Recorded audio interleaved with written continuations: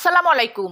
সরকার কর্তৃক সারা দেশে অবৈধ পলিথিন নিষিদ্ধ ঘোষণা করা হলেও কিছু অসাধু ব্যবসায়ী নিজেদের স্বার্থসিদ্ধি অধিক অর্থ উপার্জনের জন্য জনবহুল এলাকায় কারখানা স্থাপন করে প্রশাসনকে বৃদ্ধাঙ্গুলি দেখিয়ে অবৈধ অর্থ উপার্জন করে বহুতল নিজ বাড়ি তৈরি করেছেন।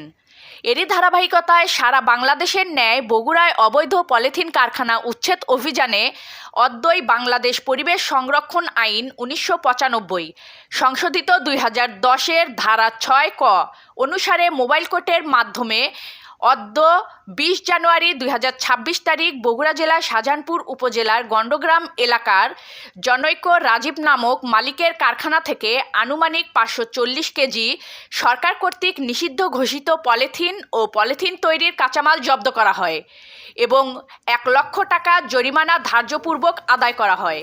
বগুড়া জেলা প্রশাসনের বিজ্ঞ এক্সিকিউটিভ ম্যাজিস্ট্রেট জনাব মোহাম্মদ শাহজালাল নেতৃত্ব প্রদান করেন এবং পরিবেশ অধিদপ্তর বগুড়া জেলা কার্যালয়ের পরিদর্শক জনাব মোহাম্মদ মাহমুদুল হাসান প্রসিকিউটর হিসেবে দায়িত্ব পালন করেন। বগুড়া জেলা পুলিশ অভিযান পরিচালনায় সহযোগিতা প্রদান করেন। পরিবেশ অধিদপ্তর বগুড়া জেলা কার্যালয়ের পক্ষ থেকে এ ধরনের অভিযান অব্যাহত থাকবে বলে জানা যায়। News desk Tanzil Akter Lucky. ওয়েবসাইটে BD2 নিউজ টিভি দেখতে লগ ইন করুন bd2news.com, Facebook page BD2 news, YouTube BD2 news.